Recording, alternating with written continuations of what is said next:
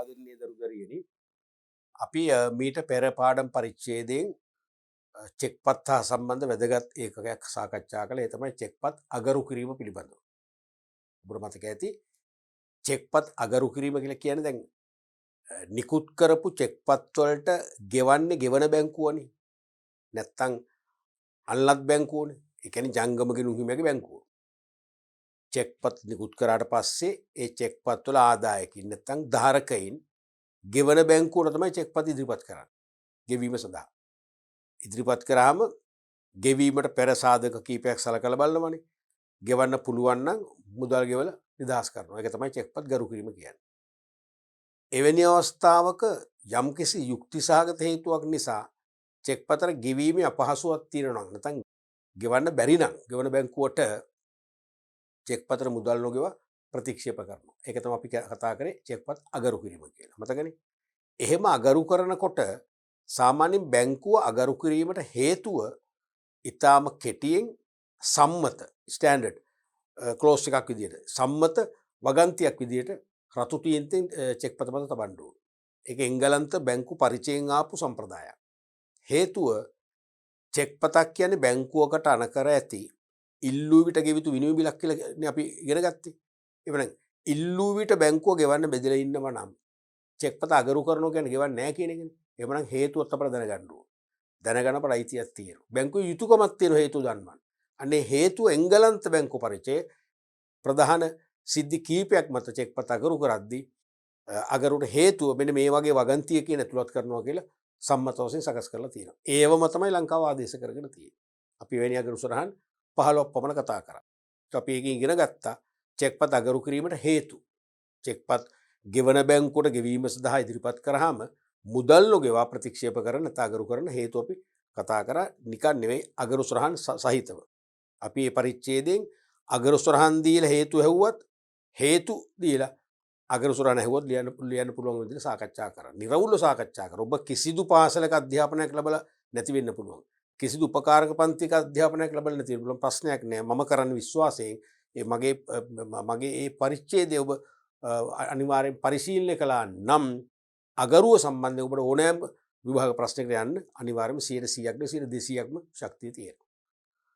අපි අද පාඩම් පරිච්ඡේදයෙන් කතා කරන්න උත්සාහ කරනවා චෙක්පත් නිෂ්කාශන ක්‍රියාවලිය. චෙක්පත් නිෂ්කාශන ක්‍රියාවලිය. චෙක්පත් නිෂ්කාශනය නැත්නම් චෙක්පත් තුලනය. නැත්නම් තුලනය කිරීම. නැත්නම් චෙක්පත් පැහැදුම් කිරීම. නැත්නම් පැහැදුම් ක්‍රියාවලිය. Check clearing system. මේ කියන්නේ දැන් ලංකාවේ වාණිජ බැංකු 24ක් තියෙනවනේ. ලංකාවේ වාණිජ බැංකු වල එක එක ජංගම ගිණුම් හිමියෝ චෙක්පත් නිකුත් කරමින් චෙක්පත් ගනුදෙනු කරනවා. එක් බැංකුවක ජංගම ගිණුම් හිමියෙක් නිකුත් කරන චෙක්පතක් තවත් වාණිජ බැංකුවක ජංගම හෝ ඉතිරි කිරීමේ ගිණුමකට බැර කරන්න බාර දෙනවා. රේඛිත චෙක්පත් නම්. විවෘත චෙක්පත් නම් කවුන්ටරෙන් සල්ලි අරගෙන අයින් වෙනවනේ. රේඛිත චෙක්පත් අනිවාර්යයෙන්ම ගිණුම්ගත වෙනවනේ. තේරුණාද? එහෙම දැන් ඇතැම් බැංකුවල ගිණුම් හිමියන් නිකුත් කරන චෙක්පත් වෙනත් බැංකුවල ගිණුම් හිමියන්ගේ ගිණුම් වෙත බැර කරන බැංකු බාර ගන්නවනේ. අන්නේ ක්‍රියාවලිය තුලින් ඇතැම් බැංකු ණය ගැති බැංකු වෙනවා. ඇතැම් බැංකු ණය හිමි බැංකු වෙනවා. ඇතැම් බැංකු ණය ගැති බැංකු වෙනවා. ඇතැම් බැංකු ණය හිමි බැංකු වෙනවා. මේ බැංකු අතර ඇතිවන මේ ණය ගැති ණය හිමි සම්බන්ධය සමාප්ත කිරීම තමයි සරලව චෙක්පත් නිෂ්කාශනය කියන්නේ. චෙක්පත් ගනුදෙනු තුලින් බැංකු අතර ඇතිවන ණය ගැති ණය හිමි සම්බන්ධතා සමාප්ත කිරීමේ ක්‍රියාවලිය තමයි චෙක්පත් නිෂ්කාශනය කියලා කියන්නේ. දැන් ඕක ඇත්තටම වෙන්නේ බැංකු අතර චෙක්පත් ගනුදෙනු නිසා සිදුවන සුද්ධ ණය ගැති හා සුද්ධ ණය හිමි සම්බන්ධය. සුද්ධ දල නෙමෙයි සුද්ධ ණය ගැති හා සුද්ධ ණය හිමි සම්බන්ධය සමාප්ත කිරීම. ඕක තමයි චෙක්පත් නිෂ්කාශනය කියන්නේ. දැන් අපි මේකත් තේරුම් ගන්න ඕනේ. අපි හිතමු ඔබ මට ගෙවිය යුතු මුදලක් ගෙවන්න කාසියා නෝටු පාවිච්චි කරනවා. මගෙන් ඔබ ණය මුදලක් ගත්ත කියන්නකෝ. ඒ ණය මුදල ඔබ පොරොන්දු වෙච්ච දිනට ආපසු මට කාසියා නෝට්ටු වලින් පියවනවා. එතකොට ඔබේ ණයගැති සම්බන්ධي මගේ ණයහිමි සම්බන්ධය ඉවර වෙනවනේ. ඉවරයි. අපි තුමු මගෙන් ණයගත්ත තවත් කෙනෙක් කාසියා නෝට්ටු මට අතර ගෙනත් දෙන්නේ නැහැ. ඒ වෙනුවට මගේ ගිණුම් අංක එහාගෙන මගේ ගිණුමට සල්ලි බැර කරනවා. අපි තුමු මට මගෙන් සල්ලි ගත්තේ කතරගම ප්‍රදේශයක් කෙනෙක් කියලා ඈත පළාතක. එහෙනම් එයා කතරගමේ ඉඳන් මං හමුවට එන්නේ නැහැ. නෑවිත් එයා කතරගම මගේ බැංකුවේ ගිණුම තියෙන ලංකා බැංකුවේ නම් කතරගම ලංකා බැංකුවට ගිහිල්ලා මගේ ගිණුම් අංකයට සල්ලි දානවා. ඒ දැම්මොත් එයාගේ මගේ ණය ගැති ණයහිමි සම්බන්ධය ඉවරද නැද්ද? ඉවරද නැද්ද? ඒත් ඉවරයි. දෙකම එකයි. ඔබ මට අතින් සල්ලි ගෙනල්ලා දුන්නත් ගෙවීම් පේවුවා වෙනවා. අතින් සල්ලි දෙනවා වෙනුවට මගේ ගිණුමට සල්ලි බැර කරත් ඒත් ගෙවීම් පේවුවා වෙනවා. පැහැදිලිනේ? ඒ වගේම මේ නිෂ්කාශනයට පෙර ඔබ දැනගන්න ඕනේ සෑම රටකම වාණිජ්‍ය බැංකුවල බැංකුකරුවා වෙන්නේ කවුද? මහ බැංකුව. නැත්නම් රටේ සමස්ත බැංකු පද්ධතියේ නියම බැංකුව වෙන්නේ මහ බැංකුවනේ. සෑම වාණිජ්‍ය බැංකුවක්ම මහ බැංකුව ඇතුලේ ජංගම ගිණුමක් අනිවාර්යෙන් පවත්වාගෙන යන්නට ඕන. ස්ථාවර තැන්පත් ගිණුම්, මිතුරුම් ගිණුම් තියෙන්න පුළුවන්. ඒවා අනිවාර්ය නැහැ. ජංගම ගිණුම අනිවාර්යයි. ඒක මතක තියාගන්න. සෑම වාණිජ්‍ය බැංකුවක්ම මහ බැංකුව තුල ජංගම ගිණුමක් පවත්වාගෙන යා යුතුමයි අනිවාර්යෙන්. සෑම වාණිජ්‍ය බැංකුවක්ම මහ බැංකුව තුල ජංගම ගිණුමක් පවත්වාගෙන යනව පමණක් නොවේ. ඒ ජංගම ගිණුම තුල අවම සංචිත ප්‍රමාණයක් රඳවන්නත් ඕන. දිනපතා දෛනිකව. අවම සංචිත ප්‍රමාණය. ඒ කියන්නේ වාණිජ්‍ය බැංකු සතු දෛනික තැන්පතු ධාරිතාවය. හැම වාණිජ්‍ය බැංකුවකම ස්ථාවර ඉතිරි කිරීමේ ඉල්ලුම් නැත්නම් ජංගම ගිණුම් කියලා මූලික වර්ග තුනක් තියෙනවානේ. ඒ සෑම තැන්පතු වල තියෙන මුළු තැන්පතු ධාරිතාවය සීලුම ශාඛාවල. ලංකා බැංකුවේ සීලුම ශාඛාවල තේරුණාද? මුළු තැන්පතු ධාරිතාවයෙන් මහ බැංකුව කලින් කලට නියම කරන අවම ප්‍රතිශතයක් කාසියා නෝට්ටු වලින්ම ඒ ජංගම ගිණුමේ තැන්පත් කරන්න ඕන. දැන් තියෙන ප්‍රතිශතය 8.5%ක්නේ. ඒ කියන්නේ වාණිජ්‍ය බැංකුවල සල්ලි බිලියන ගාණක් තියෙනවා. ඒකෙන් 8.5 කියන්නේ ලක්ෂයක් තියෙනවා නම් 8500ක් මහ බැංකුවේ ජංගම ගිණුමේ තැන්පත් කරනවා. ඒක තමයි අවම සංචිත අවශ්‍යතාවය කියන්නේ. ඒක මුදල් සැපයුම අඩු වැඩි කිරීමේ අවශ්‍යතාවය මත කලින් කලට මහ බැංකුව අඩු වැඩි කරනවා. හරිනේ? අන්නේ මහ බැංකුව තුල තියෙන ජංගම ගිණුම් වල තමයි ගැලපීම කරන්නේ. මට ඕගොල්ලෝ ගෙවී යුතු මුදල අතින් ලබා නොදී මගේ බැංකු ගිණුමට බැර කරලා පියවනවා වගේ බැංකුව අතර චෙක්පත් භාවිතයෙන් ඇතිවන ණය ගැති ණයහිමි සම්බන්ධය අර මහ බැංකුව ඇතුලේ තියෙන ජංගම ගිණුම් වල හරබැර වශයෙන් ගලපනවා. ගලපලා බැංකුව අතර ණය ගැති ණයහිමි සම්බන්ධය સમાપ્ત කරනවා. ඕක තමයි චෙක්පත් නිෂ්කාශනය කියලා කියන්නේ. ඕක තමයි චෙක්පත් නිෂ්කාශනය කියලා කියන්නේ. දැන් උදාහරණයක් වශයෙන්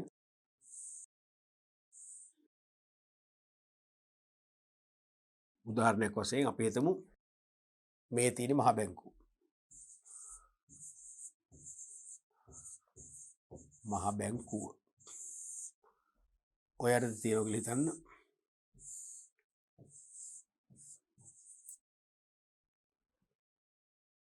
ලංකා බැංකුව කියලා ගිණුමක් තියෙනවා.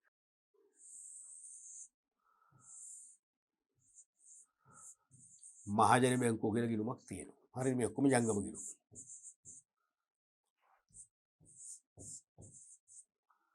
අපි මේකේ තියෙනවා කියලා මිලියන 100ක් මිලියන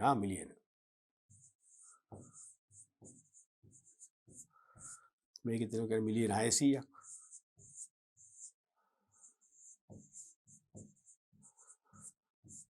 එතකොට අපි හිතමු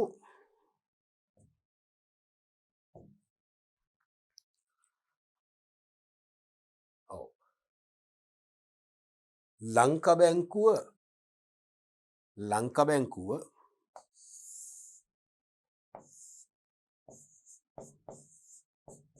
ගාල්ල ශාඛාවේ ඒ නමින් ජංගම ගිණුමක් තියෙනවා.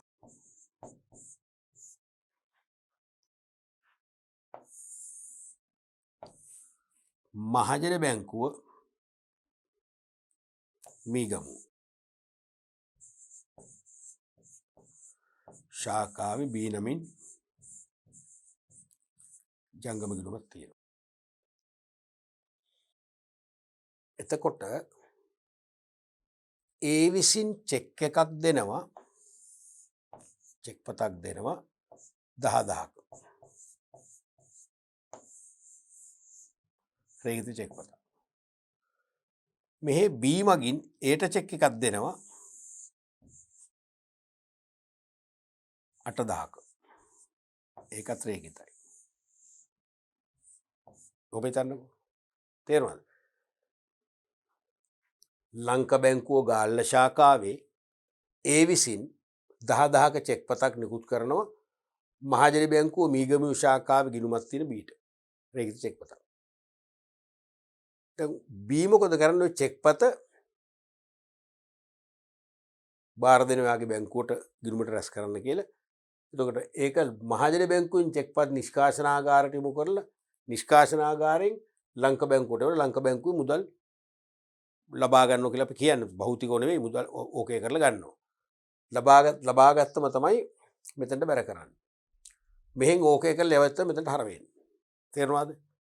දැන් ඕකේදී ඔය 10 චෙක් වත්නේ. ඔය වගේම තමයි මීගමුව මහජන බැංකුවේ ශාඛා ගිණුම් හිමියෙක් රුපියල් 8,000ක චෙක් එකකුත් එවලා තියෙනවා. කොහටද? ලංක බැංකුවේ ගාල්ල ශාඛාවට. ඒකෙදි 8,000ක් මහජන බැංකුවෙන් ගෙවන්න ඕන. හරිද? මහජන බැංකුව 8,000 සම්බන්ධයෙන් ණය ගැති.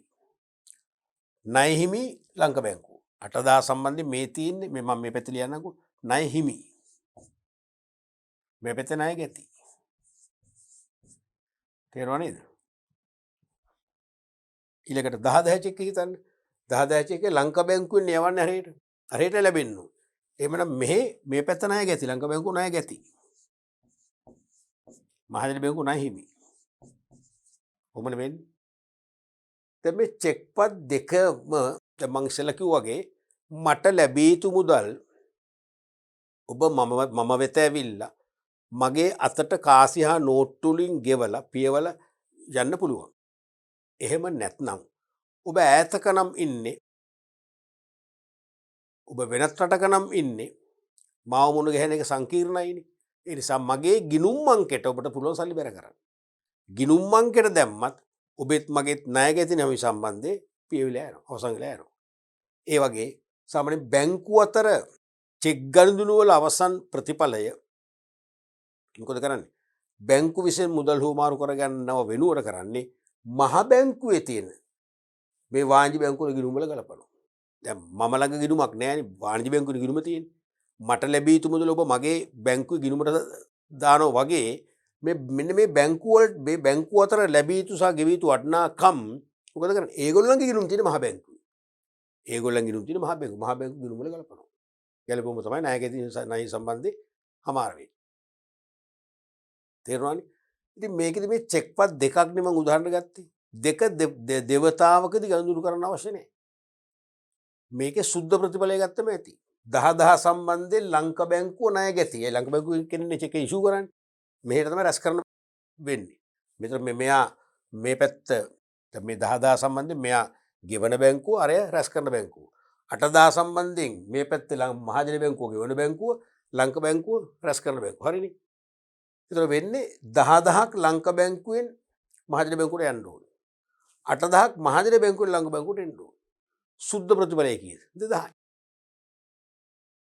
චෙක් පත් දෙක දෙවතාවකදී ගනුදෙනු සටහන් කරනවට වඩා සුද්ධ ප්‍රතිඵලය ගන්න 2,000යි. 2,000ක් මොකද කරන්නේ? 2,000ක් එහෙනම් මේ සුද්ධ ප්‍රතිඵලයේ මහ බැංකුව විසින් සුද්ධ ප්‍රතිඵලයේ ලංක බැංකුව ගිණුමට මොකද කරන්නේ? හර කරනවා. හර කරලා බැර කරනවා මහජන බැංකුව ගිණුම. 2,000ක්. එහෙම කරන් පස්සේ අන්න බැංකු මේ චෙක්පත් දෙක සම්බන්ධයෙන් බැංකු දෙක අතර පැවති සුද්ධ ණය ගැති සුද්ධ ණයමි සම්බන්ධය સમાપ્ત වෙනවා. පියවිලා යනවා. මහ බැංකුව තමයි ඒ සටහන තබන්නේ. සටහන තැබීමෙන් ඒ සුද්ධ ණය ගැති ණයමි සම්බන්ධය સમાપ્ત කරන්නේ මහ බැංකුවයි. ඒක තමයි චෙක්පත් නිෂ්කාශනය කියන්නේ. ඒක තමයි චෙක්පත් නිෂ්කාශනය කියන්නේ. දැන් හරිනේ. ඒතර දැන් 10,000ක් මෙහෙට හර කරලා 10,000ක් මෙහෙට බැර කරනවා. 8,000ක් මෙහෙට හර කරලා මෙහෙට ඒත් එකයි මේකත් එකයි. සුද්ධ ප්‍රතිඵලය. හරිනේ? සුද්ධ ප්‍රතිඵලය. මේ දේ කරාට පස්සේ තමයි අදාළ ශාඛාවල මොකද කරන්නේ? ගාල්ල ශාඛාවේ 10,000ක් හර කරනවා ඒකේ ජංගම ගිණුමට. මහජන බැංකුව මීගමු ශාඛාවේ 10,000ක් බැර කරනවා බීට. එයි මේ චෙක් මෙහෙට එනවනේ. 8,000 සම්බන්ධයෙන් 8,000 මීගමු ශාඛාවෙන් අපකර එකක්නේ. එහෙනම් එයාගේ ගිණුමට හර කරනවා 8,000. මෙයාගේ ගිණුමට මේ චෙක් පත බැර වෙන්නේ. බැර කරනවා 8,000. ඒක සම්පූර්ණම නිෂ්කාශන ක්‍රියාවලිය ශාඛාවලත් බැලන්ස්ලා යනවා. ඔක තමයි චෙක් පත් නිෂ්කාශනය කියලා කරන්නේ. පැහැදිලිනේ? එතකොට සාමාන්‍ය මේ දැන් චෙක් පත් නිෂ්කාශනය වෙන්නේ මේ චෙක් පත් දෙකක් නේ දෙක නෙවෙයි චෙක් පත් ලක්ෂ ගාණක් නේ දවසක දිනකට ලක්ෂ ගාණක් හුමාරු වෙනවා බැංකුව අතර. මේ වාණිජ බැංකුවල ජංගම ගිණුම් හිමියන් නිකුත් චෙක් පත් නිකුත් කිරීමත් ඇතැම් ගිණුම් හිමියෝ චෙක් පත් නිකුත් කිරීමත් එම චෙක් පත් ඇතැම් වාණිජ බැංකුවල ගිණුම් හිමියන්ට ලැබෙනවා. ලැබීම තුළ ඒවා ඒගොල්ලන් ගිණුම් වලට බැර කරන්න රැස් කරන්න කියලා බාර දෙනවා. එහෙනම් වාණිජ බැංකුව නිකුත් කළ චෙක් පත් ගිණුම් වලට රැස් කිරීමට බාර ගැනීම තුළ ණය ගැති නැහිමි සම්බන්ධතාවයක් ඇතිවෙන බැංකුවල. ඒක අපි ගන්නේ සුද්ධ ටෝටල් එක. වාණිජ බැංකුව අතර ඇතිවන සුද්ධ ණය ගැති නැහිමි සම්බන්ධතාවය හඳුනාගෙන ඒ සුද්ධ ණය ගැති නැහිමි සම්බන්ධතාවය මහ බැංකුව ඇතුළේ තියෙන අදාළ වාණිජ බැංකුවල හරබැර වශයෙන් ගලපලා තුලනය කරනවා. ණය ගැති නැහිමි සම්බන්ධය නිමා කරනවා. ඒක තමයි චෙක්පත් නිෂ්කාශනය කියන්නේ. ඒක තමයි චෙක්පත් පැහැදුම් ක්‍රියාවලිය කියන්නේ. ඒක තමයි චෙක්පත් තුලනය කිරීම කියලා කියන්නේ. පැහැදිලිනේ? රයිට්. එතකොට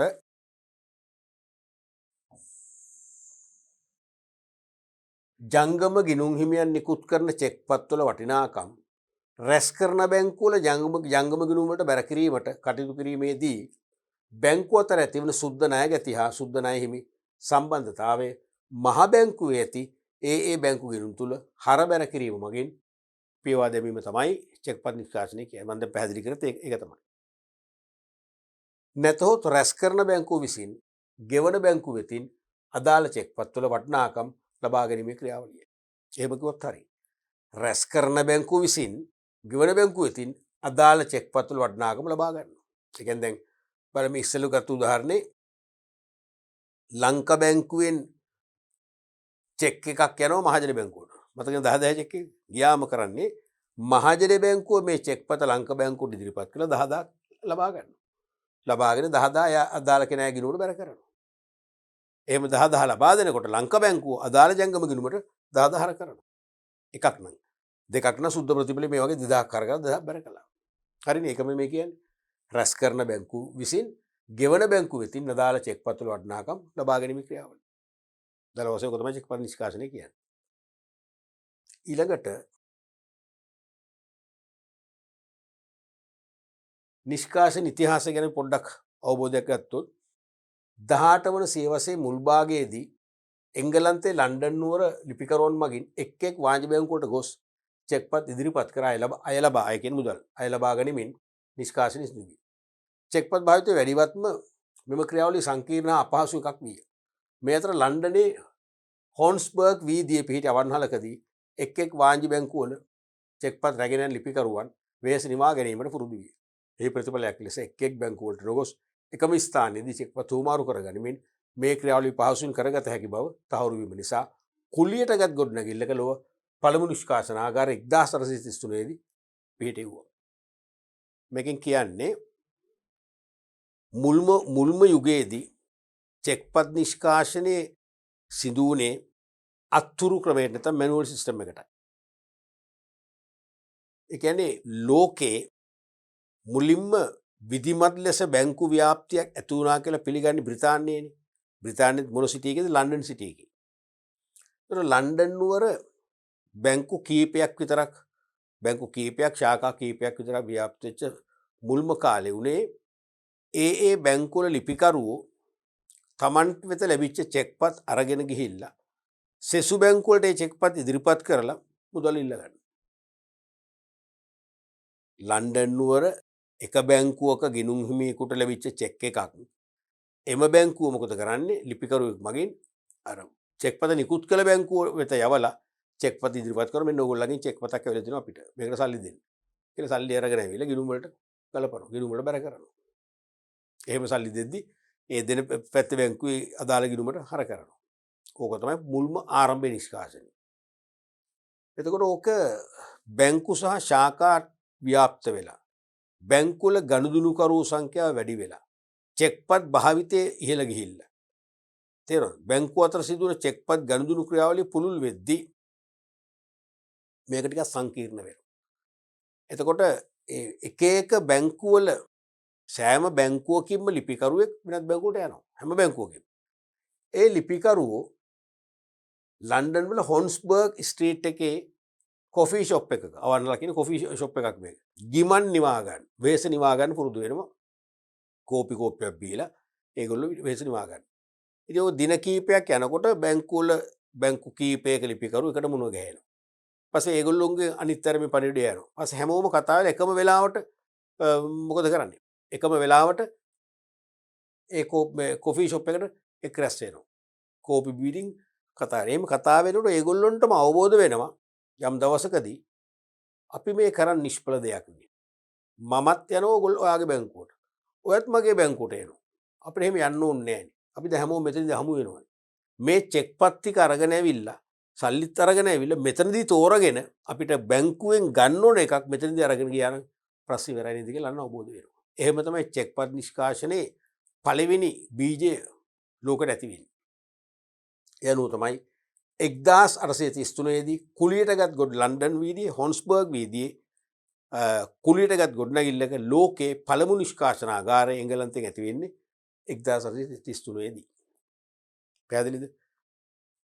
ලංකාවේ චෙක්පත් නිෂ්කාශනාගාරය 1896 දී ආරම්භ වෙනවා. ඉන්දියන් ඉම්පීරියල් බැංකුවේ කොළඹ පිහිටි ශාඛාව තුළ පිහිටුවා චෙක්පත් පැහැදුම් ක්‍රියාවලිය පවත්වාගෙන ලදී. ලංකාවේ 896 දක්වා ඈතට දිවගෙන යනවා. ඉන්දියන් ඉම්පීරියල් බැංකුව ඇතුළේ තමයි චෙක්පත් නිෂ්කාශනාගාරය පවත්වාගෙන ගියයි කියලා ඉතිහාසය අපිට පැහැදිලි කරන්නේ. 549 අංක 54 දරන මුදල් පනතින් ද මූල්‍ය නීති පනත මහ බැංකුව ආරම්භ කරන නීතිය පනතින් 1950 දී අගෝස්තු මාස හරියටම 28 වෙනිදා මතකයිනේ 50 දී ශ්‍රී ලංකා මහ බැංකුව පිහිටුවා චෙක්පත් නිෂ්කාශන කටයුතු එහි පාලනයට නතු කළ අතර අද දක්වාම එම කටයුත්ත අඛණ්ඩව මහ බැංකුව මගින් සිදු කරනවා. එනම් 50 දී මහ බැංකුව ස්ථාපිත කළන් පස්සේ චෙක්පත් නිෂ්කාශන ක්‍රියාවලිය ඉන්දියන් ඉම්පීරියල් බැංකුවෙන් ඉවත් කරලා මහ බැංකුව යටතට පවරගෙන අද දක්වාත් මහ බැංකුව මගින් තමයි චෙක්පත් නිෂ්කාශන ක්‍රියාවලිය පවත්වාගෙන යන්නේ. ඊළඟට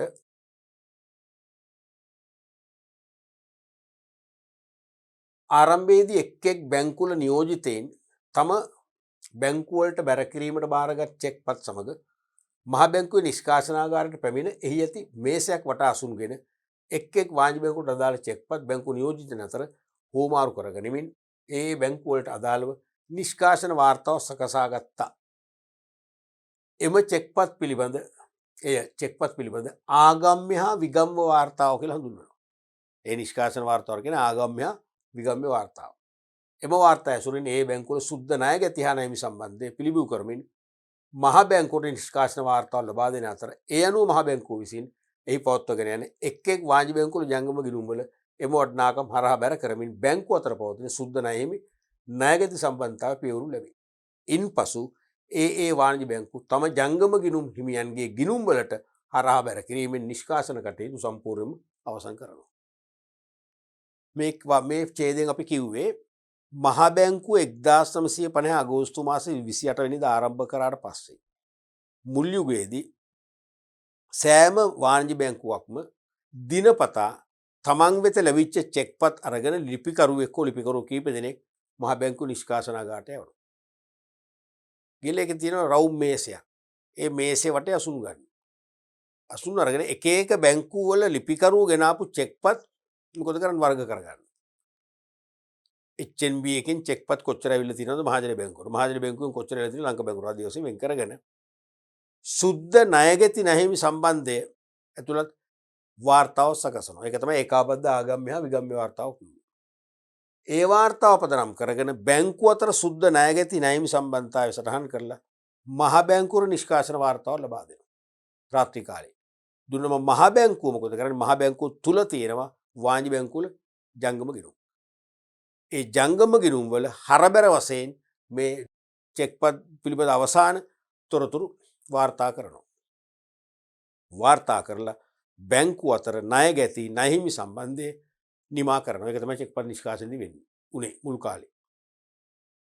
එතකොට සෑම බැංකුවකම නියෝජිතයෙක් චෙක්පත් අරගෙන නිෂ්කාශනාගාරට ගිහිල්ලා මේසෙවටේ වාඩිලා වැඩේ කරනවා කියලා කිව්වා. ඒක මතක තියාගන්න. දැන් ලංකාවේ ලංක බැංකු කීයක් විතර තියෙනවද කියලා ඇහුවොත් මොකක්ද උත්තරේ ළමයි? ලංක බැංකු කීයක් විතර ඇද්ද? 500ක් නෑනේ. එකයි. සම්පත් බැංකු කීයද? ඒත් එකයි. මහජන බැංකු එකයි. මොනවද මේ? ඔබ දැන් ගණන් කරන්න හිතනවා මොනවද කරන්නේ? ඒ ශාඛා. ශාඛාත් ඔක්කොම එකම බැංකුවේනේ. එහෙනම් දැන් ශාඛා 2750ක් විතර දැන් ලංකාවේ ක්‍රියාත්මක වෙනවා. ශාඛා 2750ක් වුණා නම් 2750කින් නියෝජිතව આવොත් එහෙම කිලෝමීටර් දිග මේසයක් හදන්න එපා. මේ එහෙම එකක් නෙමෙයි මේ කියන්නේ. ශාඛා නෙමෙයි බැංකු. හරි බැංකු 24 නම් නියෝජිත 24 යන්න ඕනේ. තේරුණාද? නමුත් ඒක අද චෙක්පත් 1,20,000 2,40,000ක් වගේ අතර ප්‍රමාණයක් ගනුදෙනු වෙන අද වගේ යුගයක ඕක කරන්න පුළුවන්ද? කරන්න බෑ. ඒ ක්‍රමයේ මුල් කාලේ චෙක්පත් චූටි ප්‍රමාණයක් හුවමාරු වෙච්ච නිසා කරන්න පුළුවන්. අද ඒක කරන්න බෑ. මහ බැංකුව විසින් ඒ බැංකු ජංගම ගිණුම් වලට අදාළ වටිනාකම් හරහෝ බැර කළ පසු ජංගම ගිණුම් තුල මහ බැංකුව විසින් නියම කරන ලද අවම සංචිත අවශ්‍යතාවයේ සපිරෙන පරිදි මුදලක් ඉතිරි විය යුතුයි. ඊට වැඩි නම් පොලියක් නොලැබෙන අතර ඊට අඩු නම් මහ බැංකුව දඩ පොලියක් අය කරයි.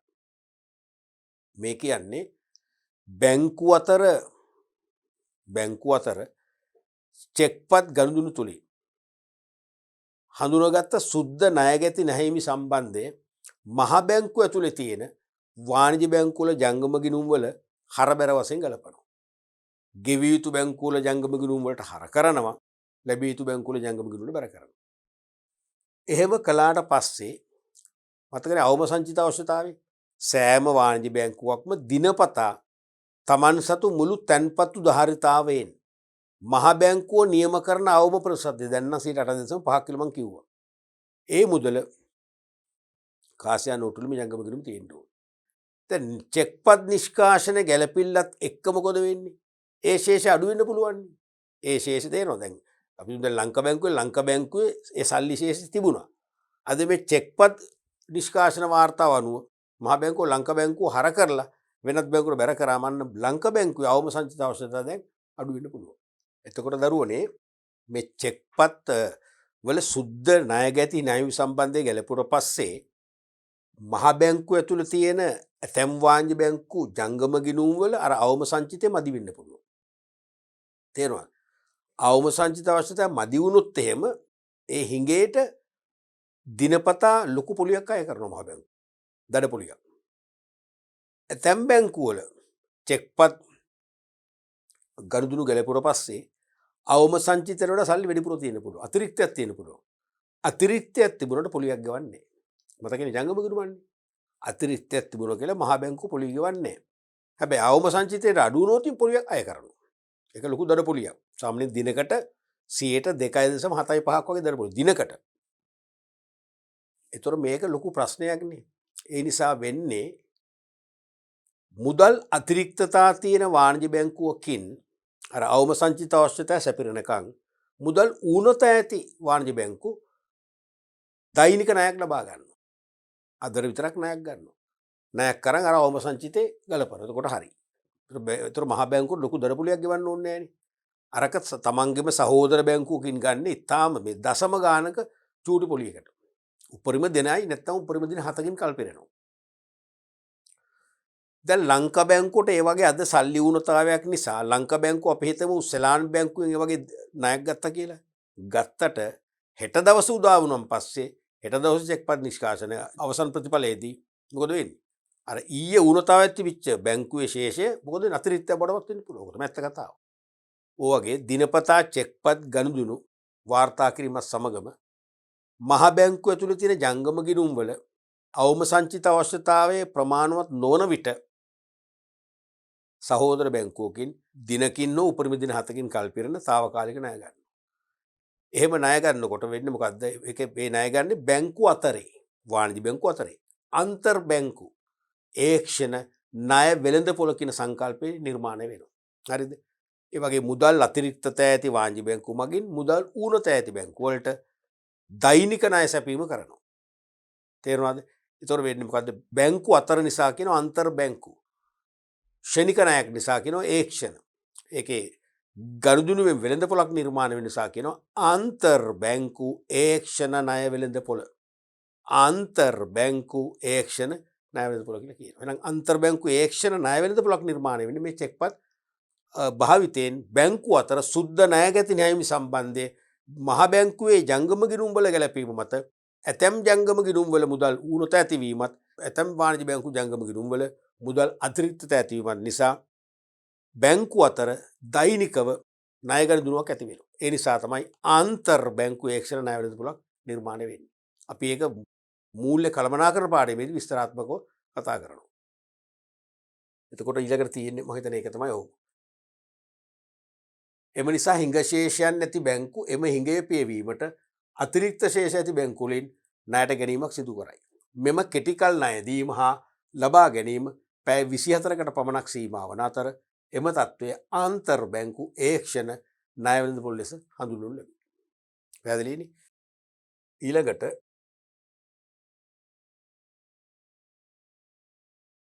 ඡායාගත පිළිබිඹු චෙක්පත් නිෂ්කාශන ක්‍රමය. ඡායාගත පිළිබිඹු චෙක්පත් නිෂ්කාශන ක්‍රමය සහ චෙක්පත් භෞතික හෝ මාරුව නැවැත්වීම.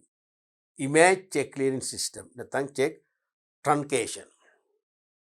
මේ කියන්නේ දැන් දරුවනේ ලංකාවේ චෙක්පත් නිෂ්කාශන ඉතිහාසය ගත්තම 1950 අගෝස්තු මාසේ 28 වෙනිදා මහ බැංකුව ආරම්භ කළ දවසේ ඉඳන්ම 1998 වසර දක්වාම 98 වසර දක්වාම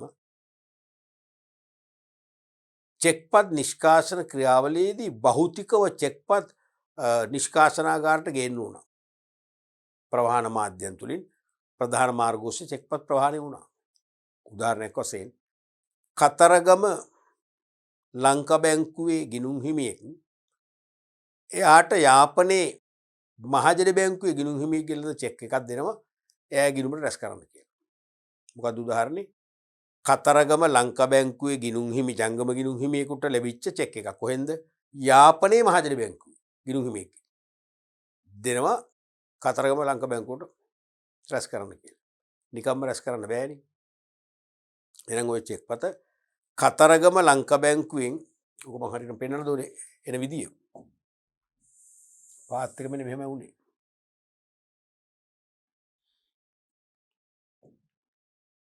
ලංකා බැංකුව කතරගම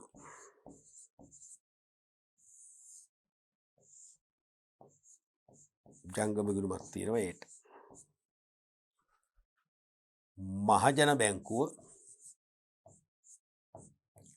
යාපනයේ ජංගම ගිණුමක් තියෙනවා බීට. හරිද?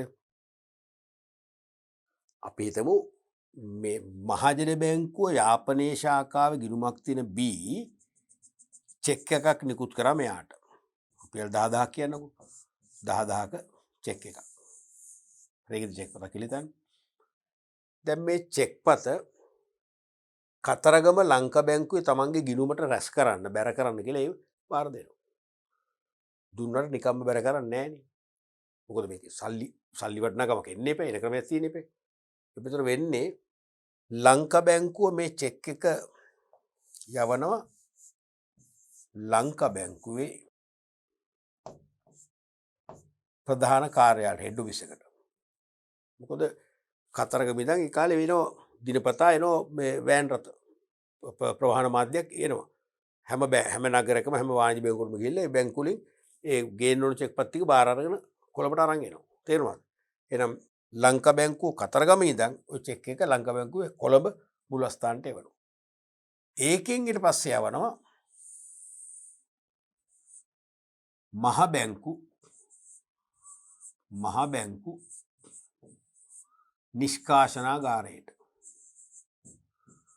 මහ බැංකු නිෂ්කාශනාගාරයට යවනවා. හරිද? මහ බැංකු නිෂ්කාශනාගාරය තුල තියෙනවා යුනිසිස් කියන පරිගණකයෙන් මේ චෙක්පත් තෝරනවා. රීඩ සෝට කියන මැෂින් එකකින් චෙක්පත් කියවලා තෝරලා මොකද කරන්නේ? සුද්ධ ණය ගැති නැහිමි සම්බන්ධය හඳුනගෙන නිෂ්කාශන වාර්තා හදනවා. හරිනේ? හදලා ඒ මහ බැංකුව තුල තියෙන ගිණුම් වල ගලපනවා. මේ මහ බැංකුව තුල මෙතන තියෙනවා ලංක බැංකුව නමින් ගිණුමක්. මහ බැංකුව තුල තියෙනවා මහජන බැංකුව නමින් ගිණුමක් තියෙනවා. හරිනේ? මේ චෙක්පත අපි දැන් මේ එකයි කියලා. මේක තෝරන්න දෙයක් නැහැ නේද? ඒ කියන්නේ ඔටෝමැටිකලි තේරලා තියෙන්නේ. එහෙනම් මේ රුපියල් 10 චෙක් එක ලංක බැංකුවෙන් ගෙවන්න ඕනේ මහජන බැංකුවට. එහෙනම් මේ චෙක්පත් තෝරලා නිෂ්කාශනය වුණාන් පස්සේ මහ බැංකුව එදා රාත්‍රියේම ලංක බැංකුවට මේ 10 හර කරනවා. මහජන බැංකුවට මේ 10 බැර කරනවා. කරපු ගමන් ලංක බැංකුව සහ මහජන බැංකුව අතර මෙම චෙක්පත සම්බන්ධයෙන් පැවති ණය ගැති නැහිමි සම්බන්ධය නිමා වෙනවා. ඕක තමයි නිෂ්කාශනය කියන්නේ. දැන් මේ චෙක්පත තෝරලා ඉවෙච්ච ගමන්ම ලංක බැංකුව ගිණුමට හර කරලා මහජන බැංකුව ගිණුමට බැර කරලා මේ චෙක්පත දැන් මොකද වෙන්නේ? අන්න යනවා මහජන බැංකුව හෙඩ් ඔෆිස් එකට. ඒකෙන් එවනවා මහජන බැංකුව යාපනයේ ශාඛාවට එනවා. දැන් මේ පේන මේ මම ඊතලෙන් ගහපු ගමන් මග ප්‍රවාහන මාධ්‍යෙම මේ චෙක්පත අරන් යනවා. ඒ කාලේ දැන් නෙවෙයි. ලංක බැංකුව කතරගම ශාඛාවේ මේ චෙක්පත ප්‍රවාහන මාධ්‍ය වගේ හෙඩ් ඔෆිස් එකට එවනවා.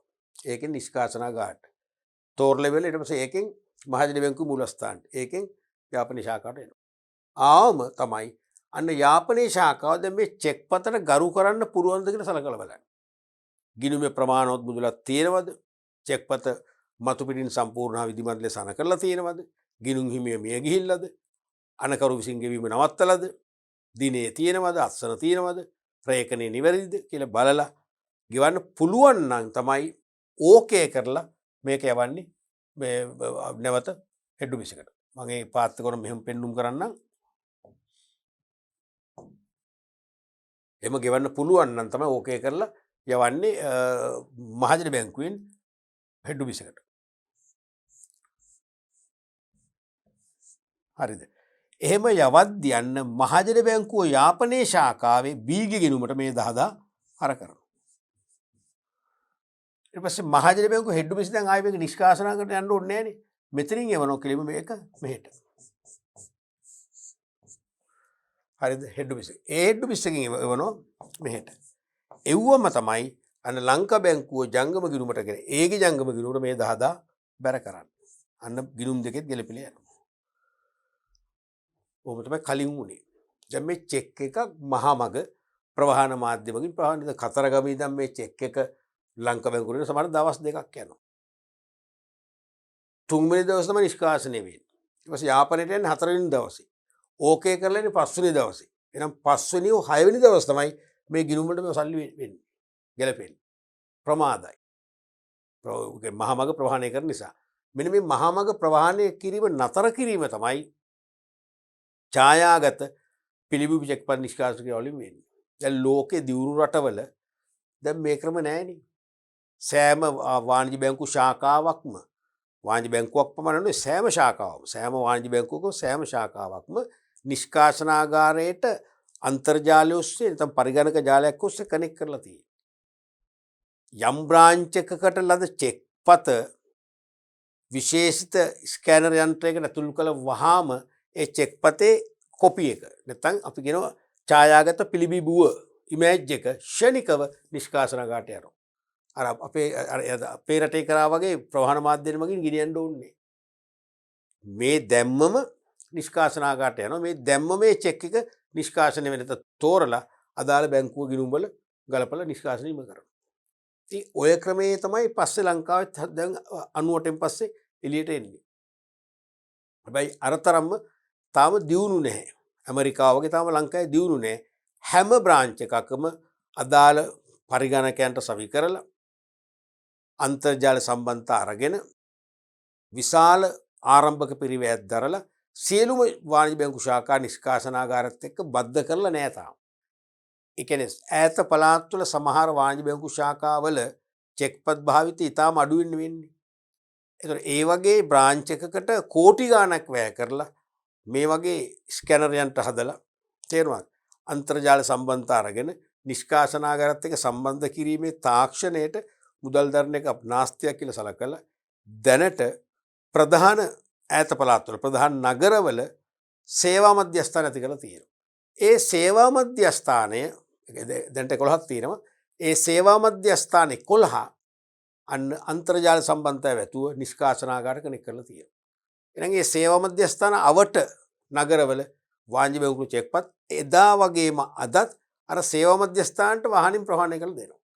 අවම සේවා මධ්‍යස්ථානෙන් විශේෂිත පරිගණකයන්ට ඇතුළත් කරලා ඒක ඉමේජ් එක නිෂ්කාශනාගාරට එවනවා.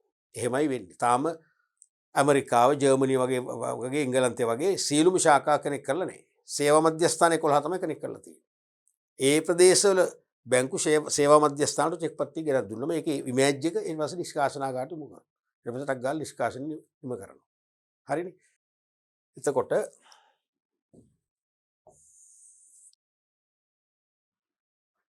චෙක්පත් පරිමාවේ ශීඝ්‍ර වර්ධනයත් බැංකු තම කටයුතු සඳහා පරිගණක යොදා ගැනීමත් සමග චෙක්පත් නිෂ්කාශන ක්‍රමය පරිගණකගත කිරීමට ශ්‍රී ලංකා මහා බැංකුව තීරණය කළේය.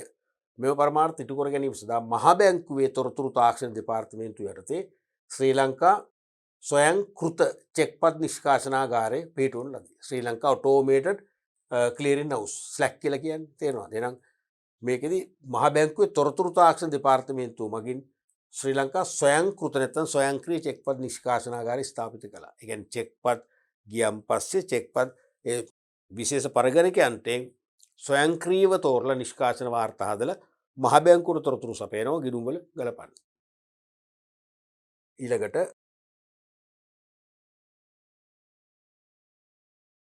මේ සමග ඉතා වේගවත් කියවන්නා සහ තෝරන්නා රීඩර් සෝට ඉක්විප්මන්ට් එක. කියවන්නා සහ තෝරන්නා පරිගණකයන්ට සහ චුම්බක තීන්ත අක්ෂර සහිත චෙක්පත් ලංකාවට හඳුන්වා දෙන්න ලදී. දැන් මේ ස්වයංකෘත චෙක්පත් නිෂ්කාශනාගාර පිහිටුවීමත් සමගම එතෙක් පැවති සම්ප්‍රදායික චෙක්පත් වෙනුවට MICR චෙක්පත් ක්‍රමය කියන්නේ අද භාවිතාවන MICR චෙක්පත් හඳුන්වලා දෙනවා. කියන්නේ චෙක්පතේ මතකනේ යට තීරුවේ MICR තීරුවේ තියෙන්නේ චුම්බක තීන්ත වලින් කාන්දම් තීන්ත වලින් විශේෂිත අක්ෂර රූපික තීරුව මුලින්ම තියෙනවා චෙක්පත් අංකය, ඊට පස්සේ බැංකු සංකේත අංකය, බැංකු ශාඛා සංකේත අංකය, ජංගම විරුම් අංකය. අන්න ඒ ටික විතරයි නිෂ්කාශනාගාරී පරිගණකයට කියවන්න පුළුවන් වෙන්නේ. ඒ චෙක්පත් හඳුන්වලා දෙනවා.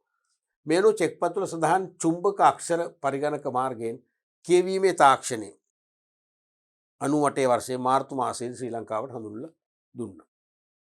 මෙම MICR චෙක්පත් නිෂ්කාශන ක්‍රමය පසුගිය වර්ෂ 23ක පමණ කාලයක් ස්වයංකෘත චෙක්පත් නිෂ්කාශනාගාරය විසින් ක්‍රියාත්මක කළා. චෙක්පත් නිෂ්කාශන ක්‍රමය තවදුරටත් දියුණු කිරීමේ හා පොදු මහජනතාවට වඩාත් හොඳ සේවයක් ලබා දීමේ අරමුණින් චෙක්පත් නිෂ්කාශනාගාරී කටයුතු එහි සේවාව ලබා ගන්නා සේවාදායකින් හෙවත් වාණිජ බැංකුකරුවන් වෙත පැවරීමට ශ්‍රී ලංකා මහා බැංකුව තීරණය කරනවා. මේ අනුව ලංකා ක්ලිය පුද්ගලික සමාගම සීමා සහිත ලංකා ක්ලිය පුද්ගලික සමාගම් ආඥාපනත අනුව පිහිටුවන ලද අතර වර්ෂ 2002 අප්‍රේල් 1 වෙනිදා සිට චෙක්පත් නිෂ්කාශනාගාරයේ කටයුතු මෙම සමාගමට පවරා ගන්නා ලදී. ඔන්න 2002 අප්‍රේල් 1 වෙනිදා ඉඳගෙන චෙක්පත් නිෂ්කාශනාගාරයේ කටයුතු ලංකා ක්ලිය සමාගමට පවරනවා. එහෙමනම් අද වන විට මේ චෙක්පත් නිෂ්කාශන ක්‍රියාවලිය භාරව කටයුතු කරන්නේ මහා බැංකුව වෙනුවෙන් ලංකා ක්ලිය පුද්ගලික සමාගම.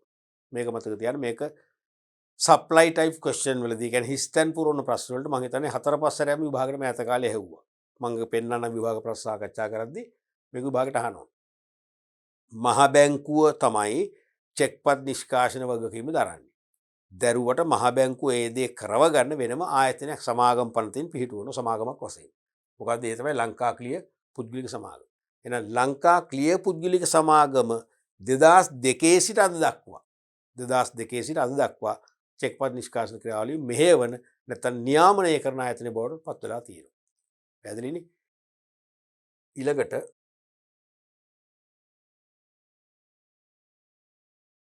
ලංකා ක්‍රිය සමාගමේ නිකුත් කරන ලද ප්‍රාග්ධනයෙන් 20% ශ්‍රී ලංකා මහ බැංකුව දරනවා. කියන්නේ වැඩි පංගුව මහ බැංකුව එකයි අයිතිකරුවා. 14%ක් ලංකා බැංකුව, 14%ක් මහජන බැංකුව. ඒ කියන්නේ කීයද? 48%ක්. ඉතුරු 52% ඉතිරිය ලංකාවේ ව්‍යාපාර කටයුතු කරන සීලුම වාණිජ බැංකු වලට බෙදලා ගිහලා තියෙනවා. එහෙනම් සීලුම වාණිජ බැංකු වල ප්‍රාග්ධන දායකත්වයෙන් තමයි මේ ලංකා ක්‍රිය සමාගම පිහිටලා තියෙන්නේ. ඒක ප්‍රධානම අයිතිකරුවා. ප්‍රබලම අයිතිකරුවා මහ බැංකුව. ප්‍රාග්ධනෙන් 20%ක් අයිති. දෙවන ප්‍රබල අයිතිකරුවන් දෙන්න රජයේ වාණිජ බැංකු දෙක වන. දෙවන ප්‍රබලම හිමිකරුවන් වෙන්නේ රජයේ වාණිජ බැංකු දෙක වන මහජන බැංකුව සහ ලංකා බැංකුව 14% වගේ දරමින්. මේ තුන් දෙනාගේ දායකත්වය 48%යි. හරිනේ? 48%යි. ඉතුරු 52% සීලුම වාණිජ බැංකුවද ඉදිරිය ගිහලා තියෙනවා. ලංකා ක්‍රිය සමාගම චෙක්පත් නිෂ්කාශනාගාරයේ කටයුතු පවරා ගැනීමෙන් පසු චෙක්පත් නිෂ්කාශනයට ගත වන කාලේ පැය 6කින් අඩු කරගන්න පුළුවන්කම ලැබුණා. කාර්යක්ෂම වුණා. මේ ප්‍රතිඵලයක් වශයෙන් වාණිජ බැංකුව වලට නිෂ්කාශනය කරන චෙක්පත් කලින් ලැබීම නිසා එම චෙක්පත් සඳහා ඒවා තැන්පත් කරන ලද ගනුදෙනුකරුවන්ගේ ගිණුම් බැර කිරීම සඳහා ගතවන කාලේ අඩු කිරීමට හැකි වුණා. ඒ කියන්නේ මම යම්කිසි චෙක්පතක් මට ලැබිච්ච චෙක්පතක් මගේ ගිණුමට බැර කරන්න කියලා බාර දුන්නොත් කලින්ට වඩා ඉක්මනින් මගේ ගිණුමට ඒ සල්ලි බැර කරගන්න පුළුවන්කම දැන් ලැබිලා තියෙනවා. පැවති නිෂ්කාශන ක්‍රමය අනුව නිෂ්කාශනය සඳහා ඉදිරිපත් වන සෑම චෙක්පතක්ම රැස් කරන ලද බැංකුව නැත්නම් ශාඛාව විසින් නිෂ්කාශනාගාරය හරහා චෙක්පතේ අන ලද බැංකුව නැත්නම් ගෙවන බැංකුව නැත්නම් ශාඛාව වෙත යෙවිය යුතු වීමත් යම් චෙක්පතක් ගෙවීම සඳහා ඉදිරිපත් කරන ලද බැංකුව හේවත් රැස් කරන ලද බැංකුව වෙත එවිය යුතු වීමත් සිදු කළ යුතු වුණා. ඉස්සෙල්ලක වගේ ප්‍රවාහන මාධ්‍ය මගින් චෙක්පත ප්‍රවාහනය කරන්න වුණා. ඉතින් ඒක ඊටාම කාලේ නාස්ති කරන වැඩක්. පමා කරන වැඩක්. චෙක්පත් නිෂ්කාශනය කරලා පමා වෙනවා. ගිණුමකට චෙක්පතක් බැර වෙන දින 4-5ක් යනවා. එතකොට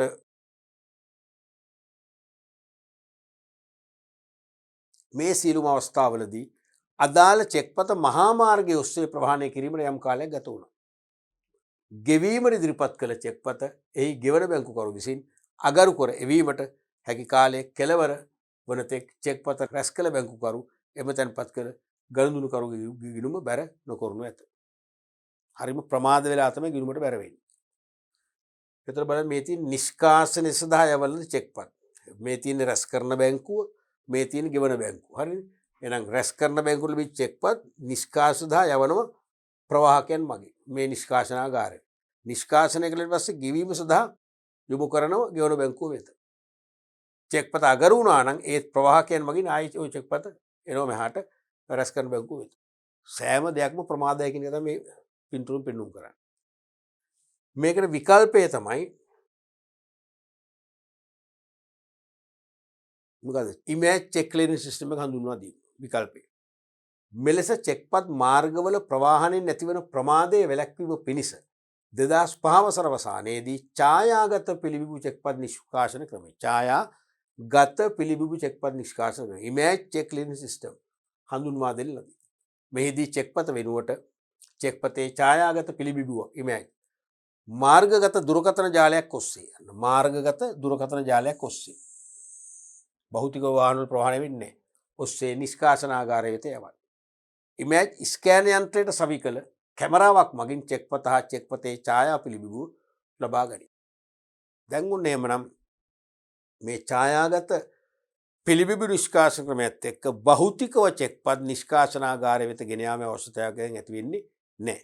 හරි දැන් ලෝකෙ වෙන්නේ එහෙමයි. ලෝකෙ වෙන්නේ ඒ ශාඛා වලට ලැබෙන චෙක්පත් මාර්ගගත දුරකථන ජාලයක් ඔස්සේ නිෂ්කාශනාගාරයට සෙනිකව යවනවා. ඉමේජ් ස්කෑන් යන්ත්‍රයක් සෑම ශාඛාවකම තියෙනවා. ඒකෙන් ඒ චෙක්පත් ස්කෑන් කරලා ඉමේජ් එක තමයි යවන්නේ. නමුත් ලංකාව තාම එතනට ඇවිල්ලා නැහැ.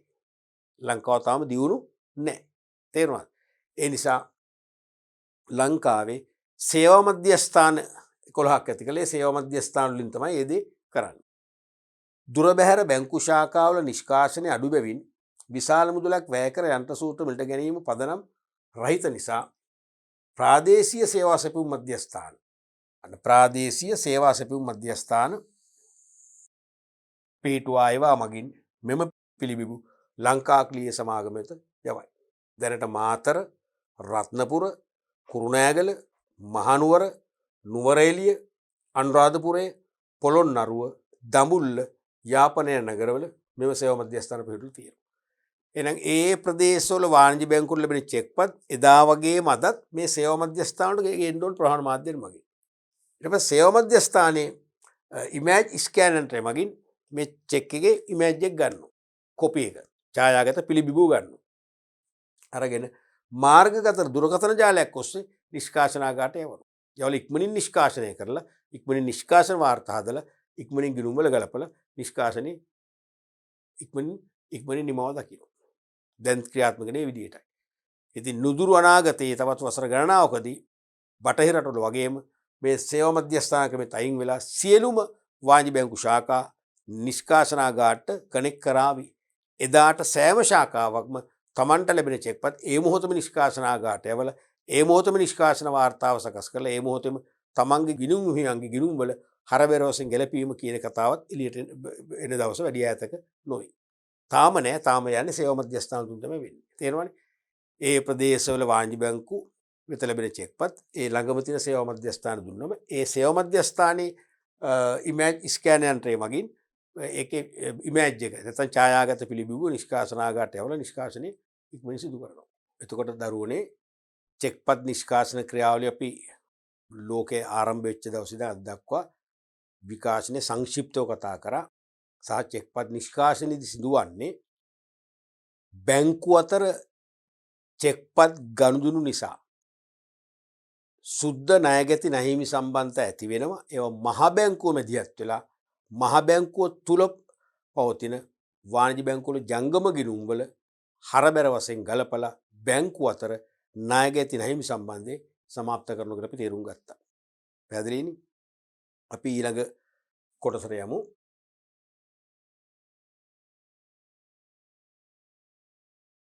විනිමය බිල්, bills of exchange. දැන් ගනුදෙනු කළ හැකි ලියවිලි පාඩම තුල විභාගයට 90ක් 95ක්ම බර තබන්නේ චෙක්පත් පාඩමෙන් කියලා අපි තේරුම් ගත්තානේ, මතකයිනේ. දැන් චෙක්පත් පාඩමෙන් 95ක්ම අපි දැන් නිම කරලා ඉවරයි. ඒකම විනිමය බිල් කියන අන්සතු කළ හැකි ලියවිල්ලත් අපට අමතක කරන්න බෑ. චෙක්පත් තරම්ම පේපර් එක බර තබන්නේ නැති වුණත් ඉඳ හිට හරි බර තබනවා. ඊට අමතරව තවමත් අන්තර්ජාතික වෙළඳාමේදී ණයවර ලිපි කියන ගෙවීම් මාධ්‍ය හැරුණ විට ජාත්‍යන්තර ගෙවීම් පියවන්න භාවිතා කරන මාධ්‍ය තමයි විනිමය බිල්. ඒ නිසා කොහොමත් අපි මේක හදාරන්නට ඕනේ. අනික් අතට විනිමය බිල් නීතියේ ඒ කියන්නේ 1927 අංක 25 දරන විනිමය බිල් නීතියේ 73 වන වගන්තිය අනුව චෙක්පතක් නිර්වචනය කළේ කොහොමද මතකද?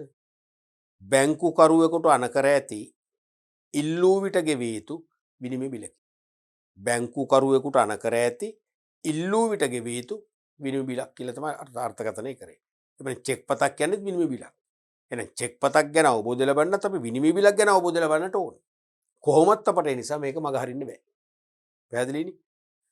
ඒතර 1927 අංක 25 දරන විනිමය බිල් ආඥා පනතේ 3 වන වගන්තියේ පළවෙනි උපවගන්තිය අනුව මේ වගේ නිර්වචනයක් කරනවා.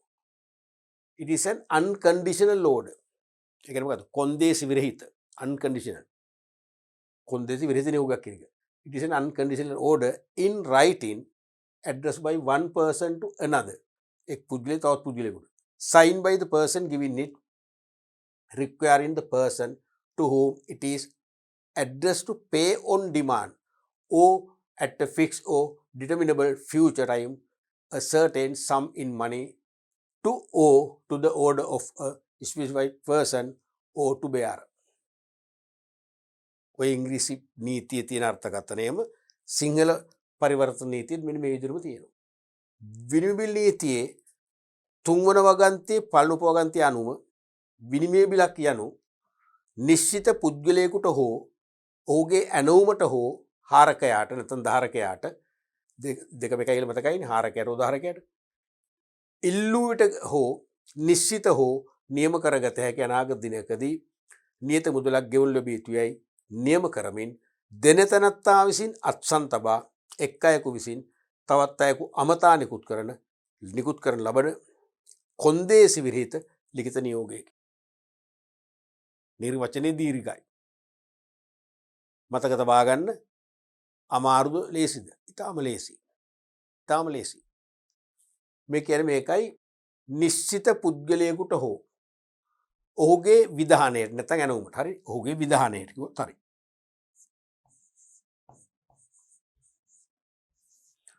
නිශ්චිත පුද්ගලයෙකුට හෝ ඔහුගේ විධානයට නැත්නම් ඇනවුමට හෝ හාරකයට නැත්නම් ධාරකයට කෙනෙක්ව අපි කෙලින්ම කෙනෙක් නම් කරනවා. අනුරතෙන්න කෝන්ට ගෙවනු. එක්ක අනුරතෙන්න කෝන් නෝ විධානයට. එක්ක අනුරතෙන්න කෝන් නෝ ධාරකයට. ඒකයි මේක තේරුම. නිශ්චිත පුද්ගලයෙකුට හෝ ඔහුගේ විධානයට හෝ ධාරකයාට නැත්නම් හාරකයාට ඉල්ලූ විට හෝ එක්කෝ ඉල්ලූ විට ඉල්ලුවාම ගෙවන්න ඕන.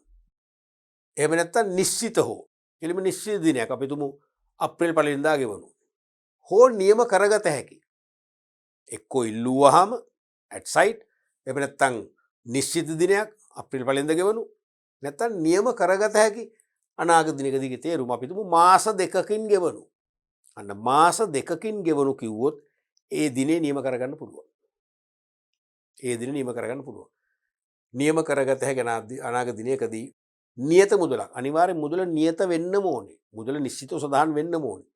මුදලක් ගෙවුම් ලැබිය යුතුයි නියම කරමින් දෙන තැනත්තා විසින් අස්සන් තබා මේ බිල දෙන්නේ කවුද? එයා අස්සන් කරන්න ඕනේ. අස්සන් තබා එක් අයෙකු විසින් තවත් අයෙකු අමතා. කියන්නේ දෙන තැනත්තා අමතනව තවත් කෙනෙකු. අමතා නිකුත් කරනු ලබන කොන්දේසි විරහිත වැදගත්ම දේ එකයි කොන්දේසි විරහිතයි. කොන්දේසි විරහිත ලිඛිත නියෝගයක් තමයි විනිමය බිලක් කියන්නේ. බලන්න මේ නිර්වචනයට අනුව මේකේ ආදර්ශයක් අපි බලමුකෝ.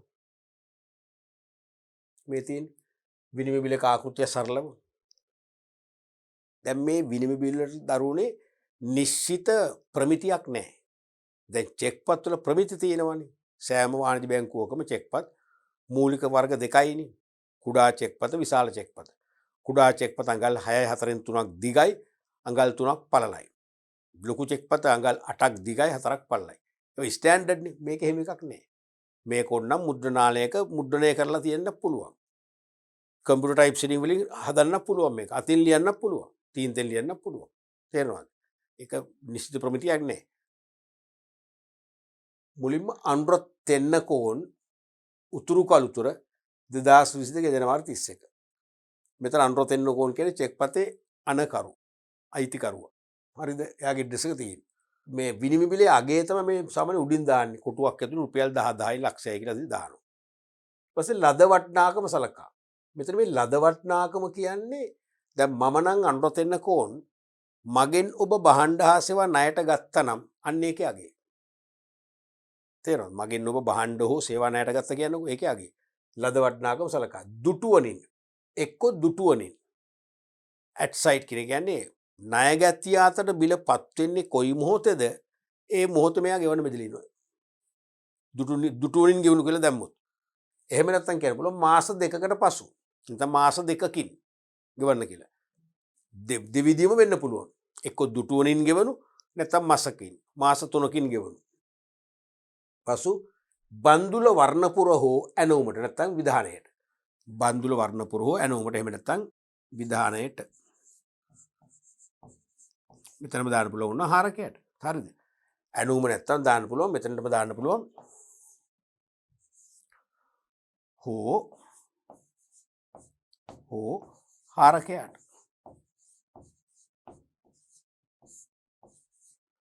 නැත්නම් ධාරකයට. ඒත් හරි. ලද වටිනාකම සලකා එක්ක දුටුවනින් නැත්නම් මාස දෙකකට පසු බන්දුල වර්ණපුර හෝ කියන ආදායකයා ඇනවුමට නැත්නම් විධානයට එක්ක හාරකයට රුපියල් 10,000ක් ගෙවනවා. අනුරත් තෙන්නකෝන් අස්සම් කරනවා. මෙතන තියෙනවා ජයනන්ද වර්ණවීර නොම්බරාට කොටුව ගාල්ල. ජයනන්ද වර්ණවීර කියන්නේ කවුද? මේකේ ණය ගැතියා. මේ වර්ණවීරට තමයි මේ නියෝගය දෙන්නේ. මෙයාන කරන්නේ වර්ණවීරට. තේරුණාද? එතකොට දැන් මේ විනිමය බිලේ අපි දන්න දේවල් තමයි තියෙන්නේ. හොඳට තේරුම් ගන්න චෙක්පතක් අන කරන්නේ දරුවනේ ණය ගැතියි. දැන් මම ඔබට ගෙවන්න තියෙනවා නම් මම චෙක්පතක් දෙන්නේ. මට ඔබෙන් ලැබෙන්න තියෙනවා මම චෙක්පතක් දෙන්නේ නෑනේ.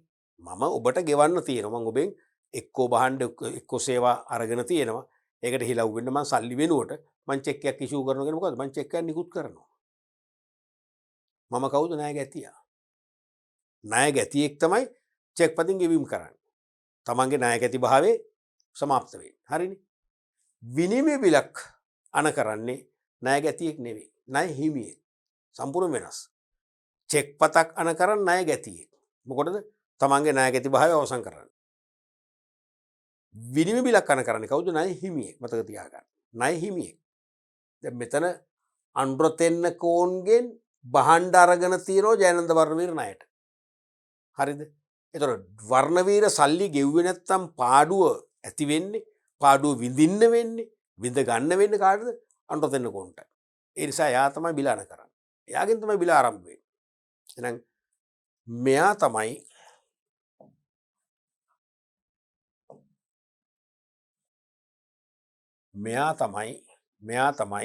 කවුද ණය හිමියා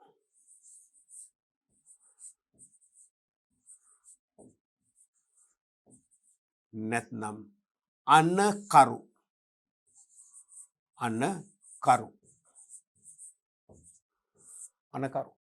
අනුරතෙන්නකෝන් අනකරු එතකොට වර්ණවීර කවුද එතකොට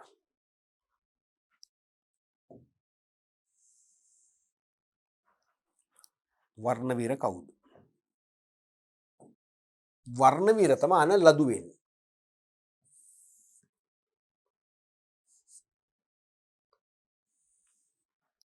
මෙයා තමයි ණය ගැතියා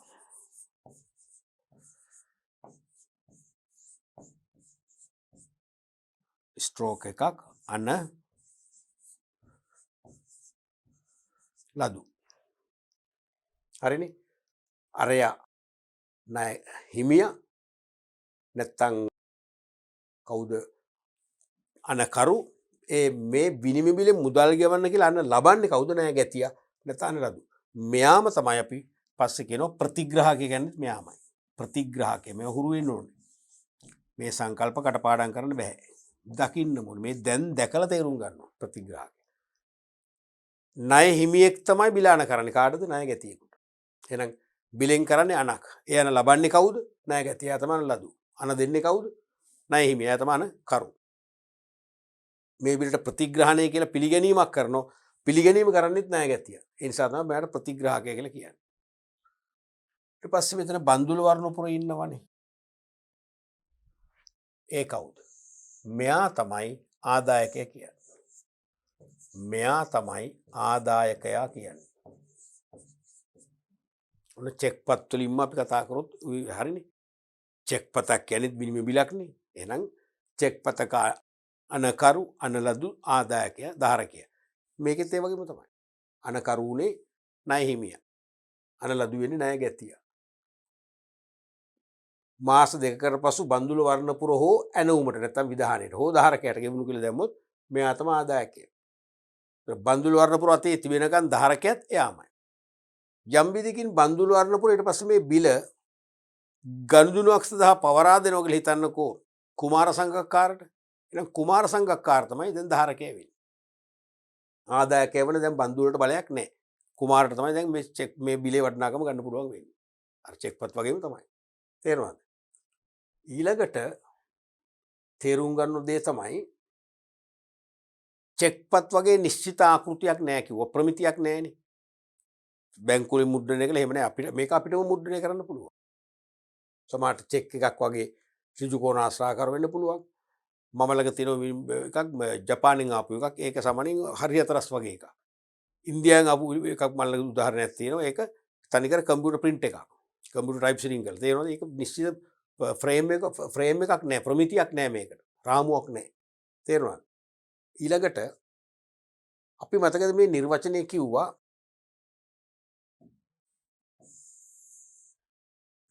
මේ නිර්වචනයේදී අපි කිව්වා ඉස්සෙල්ලා ස්ලයිඩින් අපි කිව්වා නිශ්චිත පුද්ගලයෙකුට හෝ ඔහුගේ ඇනෝමට හෝ හාරකයාට නැත්නම් ඉල්ලු විට හෝ නිශ්චිත හෝ නියම කරගත හැකි එක්කෝ ඉල්ලුවාම ගෙවනු දුටු වලින් ගෙවනු නැත්නම් නිශ්චිත දිනක් දානවා අප්‍රේල් පළවෙනිදා ගෙවනු නැත්නම් නියම කරගත හැකි අනාගත දිනයකදී නියත මුදලක් ගෙවන්න කියනවා. මොකද මේ නියම කරගත හැකි කියන එකේ තේරුම? ඒකේ තේරුම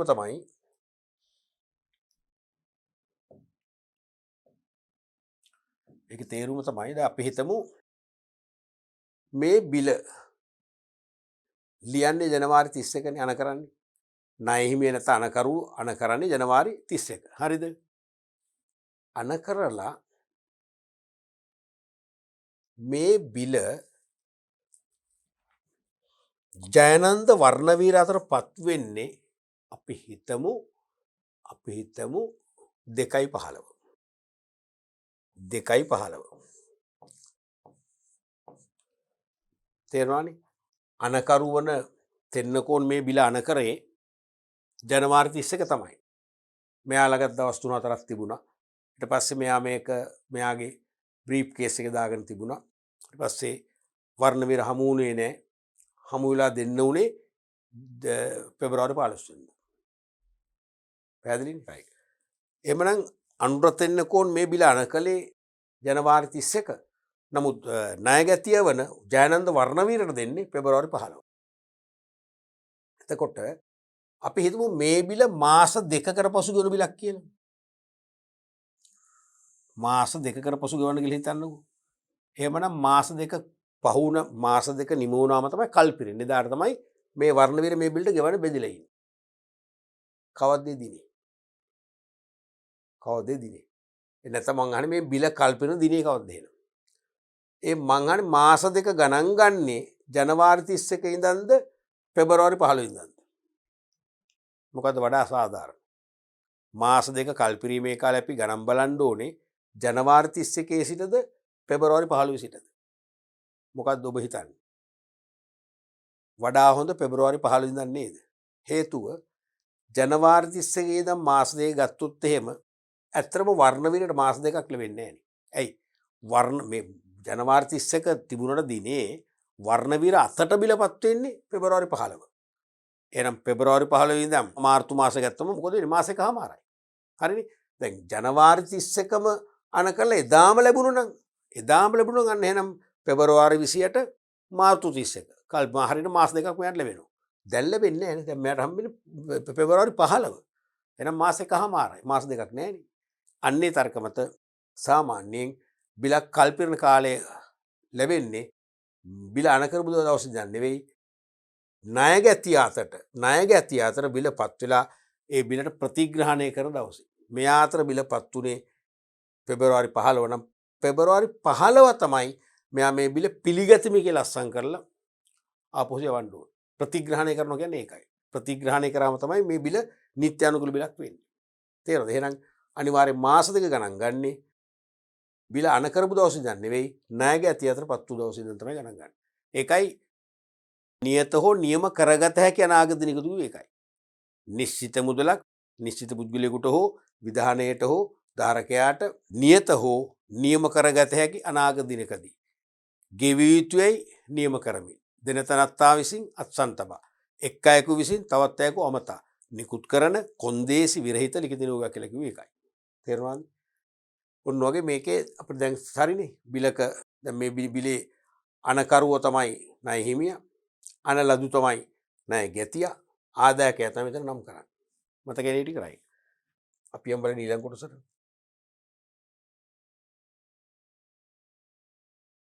විනිමය බිලක ප්‍රධාන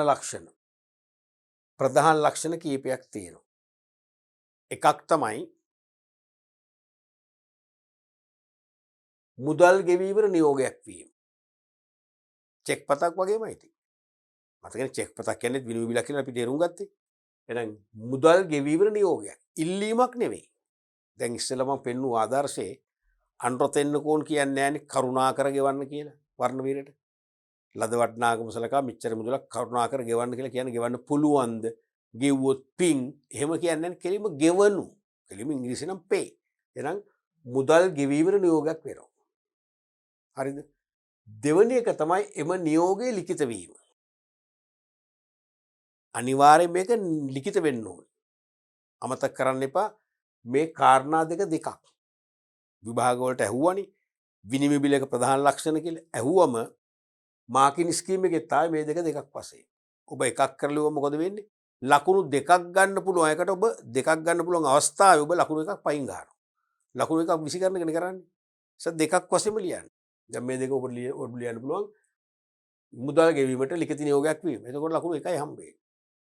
ඇයි අපිට ලකුණු දෙකක් ප්‍රධාන එකක් අපි එකක් බවටපත් කරගන්න එපා ඒකනේ. නිසා එකක් තමයි මුදල් ගෙවීමට නියෝගයක්. ඉල්ලීමක් නේ නියෝගයක් විනිවිදක් කියන්නේ. චෙක් පතක් වගේ. දෙවෙනි එක තමයි එම නියෝගයේ ලිඛිත වීම. ලිඛිත කියන්නේ මොකද්ද? මොකද්ද ලිඛිත කියන්නේ?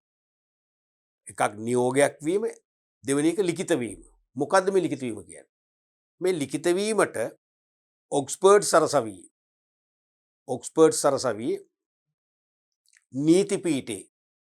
නීති පීඨේ අවසාන වසරේ ඉගෙනගත්ත ශිෂ්‍යයෝ මේ නීතිය ටෙස්ට් කළා. මේ නීතිය ටෙස්ට් කළා දෙන්නේ කොහොමද? නීති පීඨේ අවසාන වසරේ ශිෂ්‍යාවක් කරන්ට් account එකක් ඕපන් කරලා ජංගම ගිණුමක් විවෘත කරලා හරිද? චෙක් පොතක් අරගෙන චෙක් පත් මගින් ගනුදෙනු කරන්න සැලැස්සුවා. නීති පීඨයේ අවසාන වසරේ ශිෂ්‍යාවකට. මේ ශිෂ්‍යාවගේ උඩුකය ප්‍රදේශයේ විවෘත කළා. උඩුකය ප්‍රදේශයේ ඇඳුම් ඉවත් කරලා විවෘත කරලා චෙක් එක ඇඳ මේ උඩුකයි. මෙච්චර මුදලක් ගෙවුණු කියලා තේරෙනවද? ඇඳලා මේ නීති ශිෂ්‍යාව පෙරටු කරගෙන නීති ශිෂ්‍යව අරගෙන ගියා අදාළ බැංකුවට. ගෙවන බැංකුවට අරගෙන ගියා. තේරෙනවද? ලස්සන කතන්දරේ මේක. ගිහිල්ලා බැංකුවේ මේ මොකද මේ? මේ චෙක් එකක් ආවා. විනිවිදක්. ගෙවන්න. ඒ ඉතින් නීතියේ තියෙනවා ලිඛිත නියෝගයක් කියලා. ලිඛිත කියන එක අර්ථකථනය කරලා නැහැ. දැන් මේ ලිඛිත කියන එක අර්ථකථනය කරගන්න. ලිඛිත කියන එකේ තේරුම විනිවිද භාවයෙන් යුතුව දකින්න තමයි මේ නීති ශිෂ්‍යෝ මේ වැඩේ කළේ. ඉතින් බැංකුව නිරුත්තරයිනේ. බැංකුව දැඩි අපහසුතාවයට පත් වෙන මේ අවස්ථාව. ඉතින් අන්තිම බැංක් මැනේජර් සාකච්ඡාවක් කරා. ඔබ හරි ලිඛිතකව අපිට මේක ලිඛිතයි. දැන් මේක පේනවනේ. දෘශ්‍යමාන පේනවා. නමුත් මේ වගේ වැඩ කරන්න එපා. ඒක නීතියෙන් ඇති වෙච්ච දුර්වලතාවයක්. ලිඛිත කියන එක අර්ථකථනය කරන්න එපා. ලිඛිත කියන්නේ එක්ක මුද්‍රණය කරලා තියෙන්න ඕන. එක්ක පරිගණක මොනවද යතුරු ලියනේ මගින් සකස් කළා. එහෙම තියෙන්න බෑ. එහෙම නෑනේ. තේරෙනවද? ඉතින් ඒ නිසා අවසානයේ ඉතින් එහෙම ගෙවීම් කරන්න නැතුව ඇති අනිවාර්යයෙන්ම. ඉතින් එතන ලොකු සංවාදයක් ගිහිල්ලා ඒ නීතිය ටෙස්ට් කරා. නීතිය අනුව මොකද්ද මේ ලිඛිත කියන්නේ කියලා. දැන් සාමාන්‍ය ලිඛිත කියන්නේ එක්ක මුද්‍රිත නැත්නම් පෑනකින් ලියන ලද නැත්නම් පරිගණක යතුරු ලියනේ කරන ලද කියන එක තමයි මෙතන ලිඛිත කියන්නේ. හරිනේ.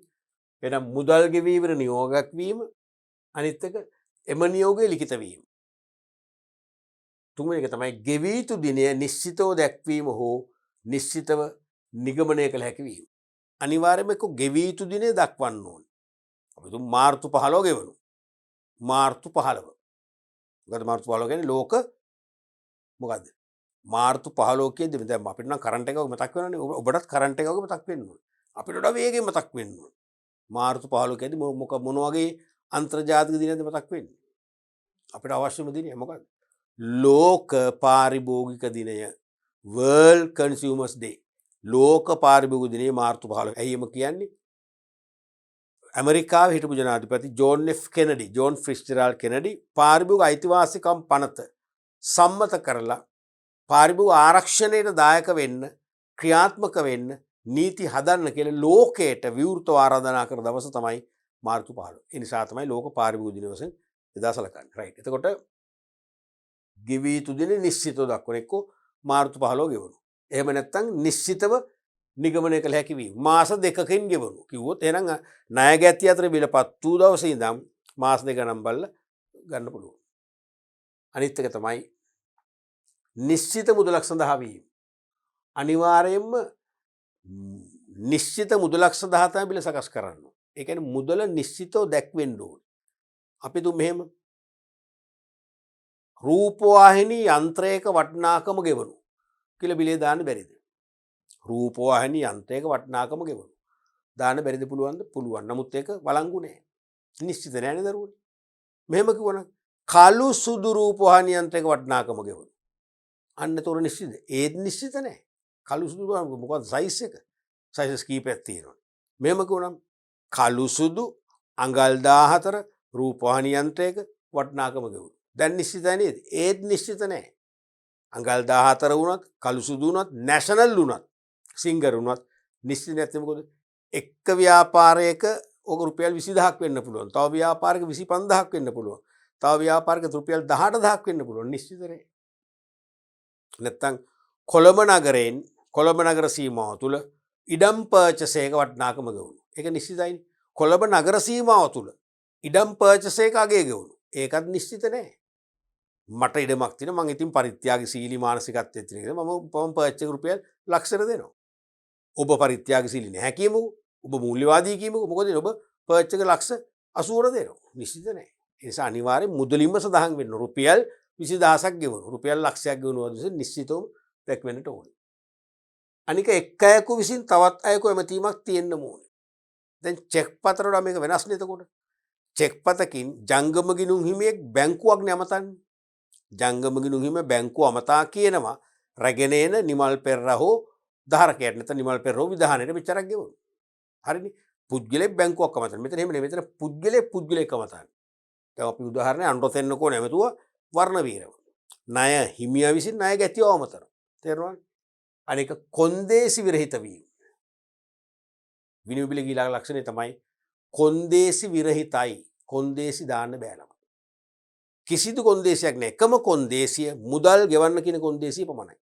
මගෙන් ඔබ ණයට බඩු ගත්තා නම් හරිද? මගෙන් ලද වටිනාකම සලකා මෙච්චර මුදලක් මට හෝ නැත්තම් නම් කරන කෙනෙක් එයාට හෝ විධානයට හෝ ධාරකයට ගෙවනු කියලා මට කොන්දේසියක් දාන්න පුළුවන් නේ. ඒ හැර වෙනත් කිසිදු බාහිර කොන්දේසියක් අමතර කොන්දේසියක් දාන්න බෑ. මම කියනවා මෙච්චර මුදලක් ගෙවනු ඔබේ අස්වැන්න මට සපයනු. එහෙම කොන්දේසි දාන්න බෑ. ඔබ මගෙන් නොවිමසන බාහිරින් අමුද්‍රව්‍ය මිලදී ගන්න බෑ. එහෙම කොන්දේසි කිසිවක් දාන්න බෑ. කොන්දේසි දැම්මොත් නීත්‍යානුකූලව පිළිගන්නන්න පුළුවන්. නීත්‍යානුකූලව බලගන්වන්න පුළුවන් විනිමය බිලක් වන්නේ නැහැ. ඒ නිසා කිසිම කොන්දේසියක් දාන්න බෑ. හරිනේ. ඕක තමයි මූලික ලක්ෂණ විනිමය බිලක. මුදල් ගෙවීමේ නියෝගයක් වෙනවා. එම නියෝගයේ ලිඛිත වෙනවා. ගෙවී යුතු දිනේ නිශ්චිත දැක්වීම හෝ නිශ්චිතව නිගමනය කළ හැකි වෙන්න ඕනේ. නිශ්චිත මුදලක් සඳහා වෙන්න ඕනේ. එක් අයෙකු විසින් තවත් අයෙකු ඇමතීම නැත්තම් කොන්දේසි විරහිත එකක් වෙන්නට ඕනේ. පැහැදිලිනේ? ඊළඟට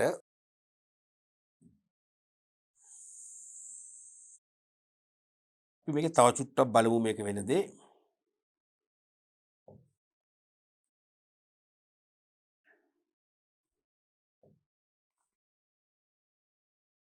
අපි හිතමු මෙහෙම.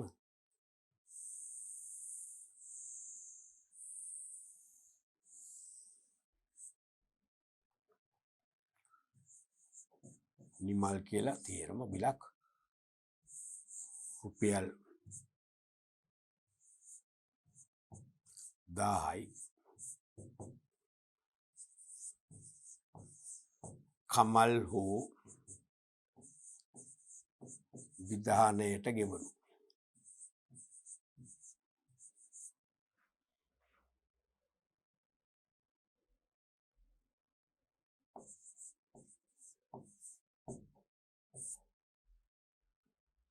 අමල් කියලා අස්සම් කරලා තියෙනවා. ඔව්. මේකත් අමල්ම වෙන්න ඕන. අමල්. මේකත් අමල්ම වෙන්න ඕනේ. හරි. එතකොට අමල් තමයි ණය හිමියා. එයා තමයි අනකරුවා. එයාගේ සාල් මෙතන මේ ඇඩ්‍රස් එක තියෙනවා. මම නම විතරක් ලිව්වේ. ඇඩ්‍රස් එක තියෙනවා. කමල් හෝ විධානයට රුපියල් 1000ක් ගෙවනු කියලා බිලක් අනකම් මේ රෆ්ලි ලිව්වේ. හරිද? ඒතර මේක අන ලබන්නේ දමිත් කියලා කෙනෙක්. දමිත්. හරිනේ? මෙයාගේ මෙතන ඇඩ්‍රස් එක තියෙනවා. ඇඩ්‍රස් එක තියෙනවා. දැන් මේක අපි හිතමු මාස 2කින් කියලා. මාස 2ක බිලක්. එහෙමත් හිතන්නකෝ මාස 2ක බිලක්. එhmenan මේ බිල කවදා අන කළත් මෙතනදී දිනේ දානවනේ. ඒ ප්‍රශ්නයක් නෑ. ඒ බිල අන කරලා දමිත් අතටපත් වෙන්නේ කවදද? එදා තමයි මේ බිල නිත්‍යානුකූලව බලගැනෙන දවස වෙන්නේ. හරිද? අපි තුමු මෙයා අතර මේ බිල පත් වෙන්නේ 1/20 කියන්නකෝ. එහෙනම් 1/20 ඉඳන් මාස 2 කියන්නේ මොකක්ද? 2/20 3/20 මාර්තු 20 තමයි කල්පිරෙන්නේ. මාර්තු 20 තමයි කල්පිරෙන්නේ. මම මේ කියන්න යන්නේ සහ අහන්න යන්නේ මාර්තු 20 වෙන විට මේ බිල අපි හිතමු කමල්ගෙන් විමල්ට ගියා. හරිද? විමල්ගෙන් රනිල්ට ගියා. රනිල්ගෙන් රසල්ට ගියා. රසල්ගෙන් රොජර්ට ගියා. එහෙම ගිහිල්ලා හරිද? දැන් අවසානයේ මාස දෙක කල් පිරෙනකොට රොජර් ළඟ නම් බිල තියෙන්නේ. දැන් රොජර් තමයි ධාරකයා. රොජර් තමයි ධාරකයා. රොජර් තමයි ධාරකයා. මෙයා ධාරකයා. දැන් කල් පිරෙන දවස මාර්තු 20 නේ. එදා වන විට රොජර් රතේ බිල තියෙනවා. රොජර් මොකද කරන්න ඕනේ? රොජර් කරන්නට ඕනේ මේ බිලේ ප්‍රතිග්‍රාහකයා නැත්නම් ණය ගැතියා නැත්නම් අන ලදුව වෙන්නේ කවුද? දමිත්. දමිත් වෙත මේ බිල ඉදිරිපත් කරලා සල්ලි ඉල්ලන්න ඕනේ. දැන් ගෙවන බැංකුව වගේ මෙතන ගෙවන්නේ මෙයානේ. දමිත් ගෙවන්න බෙදලා ඉන්නේ. ඊළඟ ප්‍රශ්න දැන් රොජර් අපි හිතමු ගාල්ලි. මෙයා ගාල්ලි. දමිත් ඉන්නේ අපි හිතමු දඹුල්ලි. කොහොමද මේව අල්ලගන්නේ? ඒ මෙතන ලිපිනේ තියෙනවනේ. බිලේ ලිපිනේ තියෙනවා. ඒ බිලේ සඳහන් ලිපිනේට මේ රොජර් ගිහිල්ලා මෙයා මුණ ගැහලා කියන්න මෙන්න ඔබ ප්‍රතිග්‍රහණය කරු බිලක් කල්පිලා තියෙනවා මට මෙන්න සල්ලි දෙන්න. එහෙම තමයි සල්ලි ඉල්ලන්නේ. එහෙම තමයි යමු වෙන්නේ. එහෙම වුණොත් මෙයා අනිවාර්යයෙන්ම සල්ලි ගෙවන්න ඕනේ. පැහැදිලිනේ? රයිට්. එතකොට දරුවනේ අපි අද පාඩම් පරිච්ඡේදයෙන් චෙක්පත් නිෂ්කාශනයේ සම්පූර්ණ විග්‍රහයක් කරලා ඊට පස්සේ අන්සතු කළ හැකි ලීවිලි වල දෙවන ලීවිල්ල විනිමය බිලක් අර්ථකථනය කළා විතරක් නෙවෙයි විභාගයට නිතර යොමු වෙච්ච ප්‍රශ්නයක් විනිමය බිලක ප්‍රධාන ලක්ෂණ මොනවද කියලා අපි කීපයක්ම කතා කරා. අපි ඊට පස්සේ විනිමය බිල් වර්ගීකරණය තුළින් ඊළඟ පරිච්ඡේදයේ කතා කරන්න බලාපොරොත්තු වෙනවා.